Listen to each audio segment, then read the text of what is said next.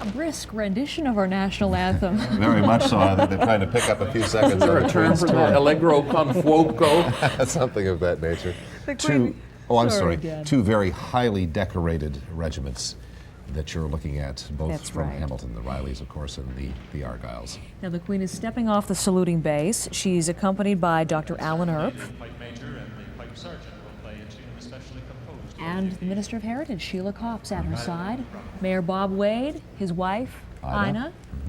A wonderful moment for them as well to welcome the Queen to their city, our city. This next piece that we're going to hear that's going to be performed is a special composition for Hamilton. That's after the Queen addresses us, and let's listen to her. Yeah. Officers, warrant officers, non-commissioned officers, and members of the Argyll and Sutherland Highlanders of Canada, Princess Louise's. In this year of my Golden Jubilee, I am happy to be in Hamilton today in order to present new colours and to visit my Canadian Argylls. In committing these new colours into your care, I know that those of you on parade today will continue to maintain and honour the values and traditions of successive generations of Canadian Argylls, who have earned through sacrifice at places such as Beanie Ridge and Hill 195, the battle honours emblazoned upon the regimental colour I have presented today. I am pleased to note the presence here of so many veterans of the 1st Battalion. Au cours des 43 années qui ont suivi ma dernière présentation des drapeaux au Argyll Southern Highlanders of Canada, les membres du régiment ont continué à promouvoir la cause de la paix sous le drapeau national du Canada, qui forme la base des couleurs présentées aujourd'hui.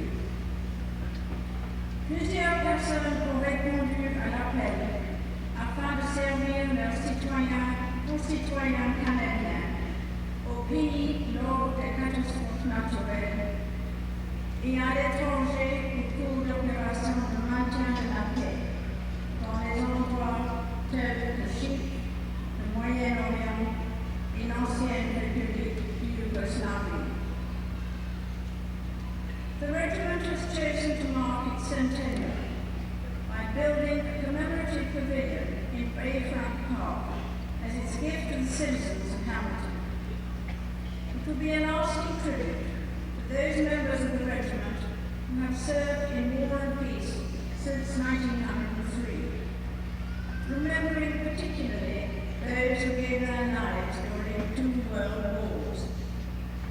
Its location in such a prominent place within the city of Hamilton will provide a continuing link between the regiment and the city from which it draws its strength.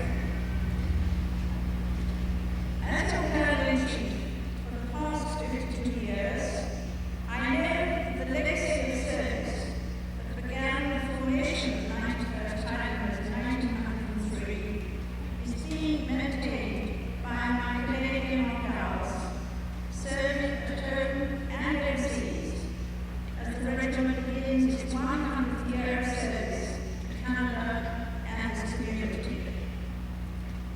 I sense the pride and dedication that is evident in each and every one of you on parade today.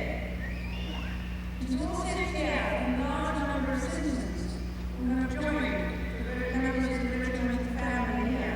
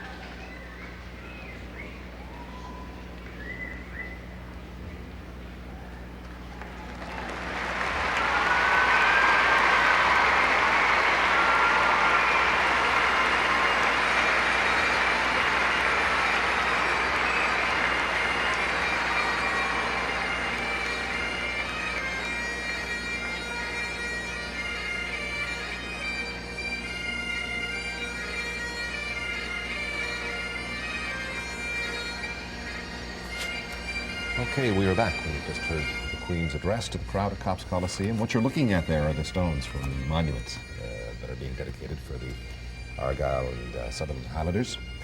That will be incorporated into it. That's right. In Bayfront Park, this is, and it's going to be officially dedicated, I understand, Remembrance Day to the city. But we were hoping to do this at Bayfront Park, but because of concerns about weather, we thought we'd do it sort of That was a long-distance dedication. And it's turned out very well. It sure has. Let's listen to Sheila Copps. Members of Argyll and Sutherland Highlanders of Canada, members of the Federal and Provincial House,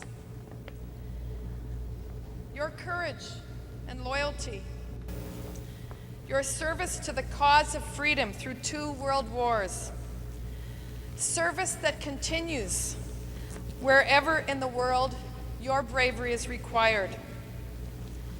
Our regiment, your regiment, has made a great contribution to our community with the new commemorative pavilion.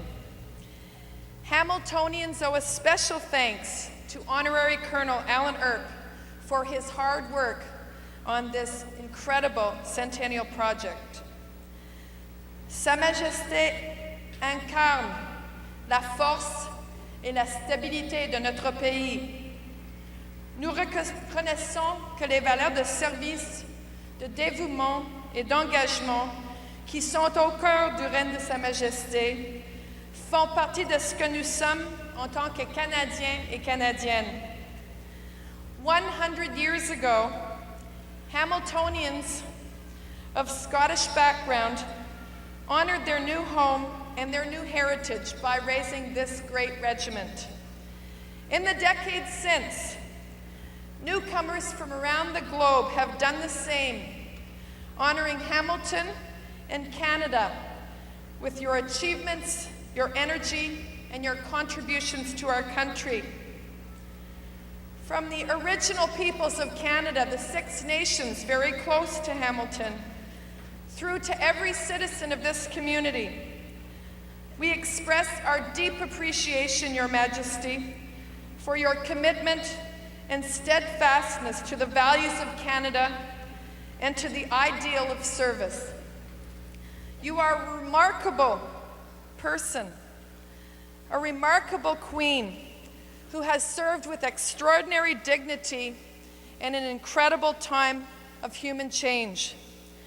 We will all remember this Golden Jubilee with heartfelt pleasure. And on behalf of each and every one of us present today, and on behalf of all of our country, may I say, God save the Queen.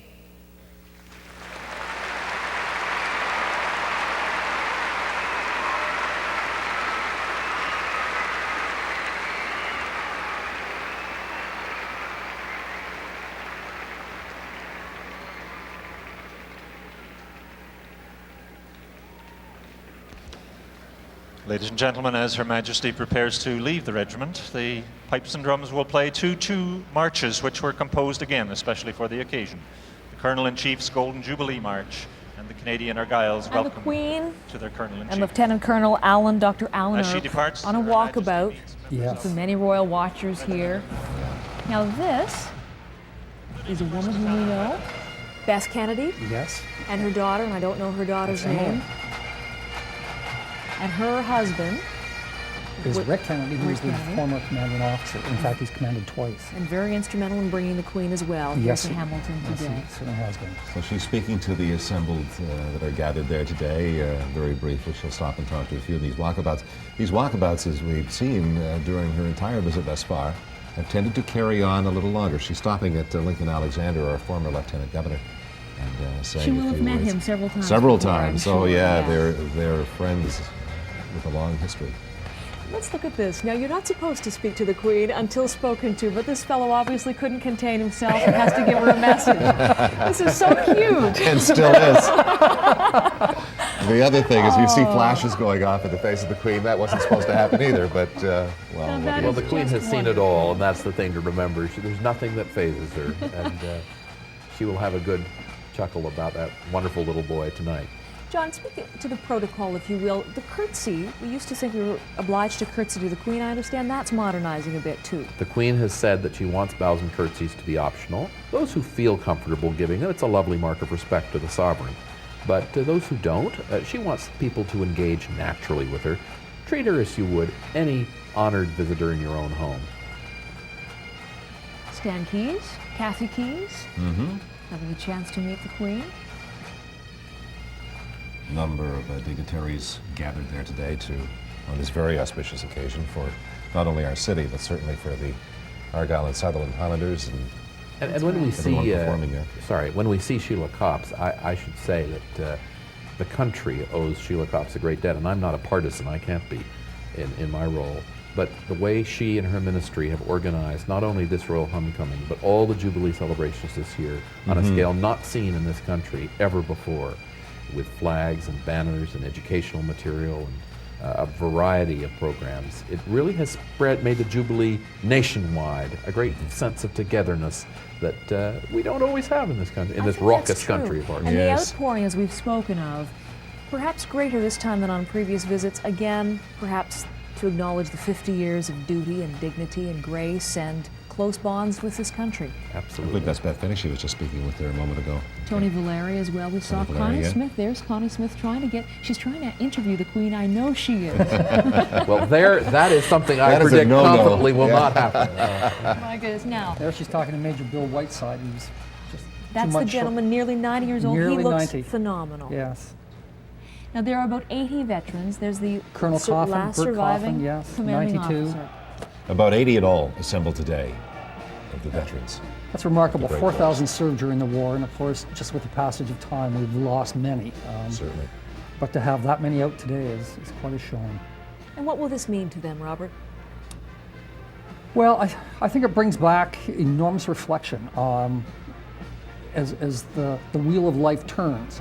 For them, it kind of helps put in perspective what they've done in their life and what that part of their life means to them now, and how important it really is. They will all tell you in their time they were boys who were sent to do men's work. That's right.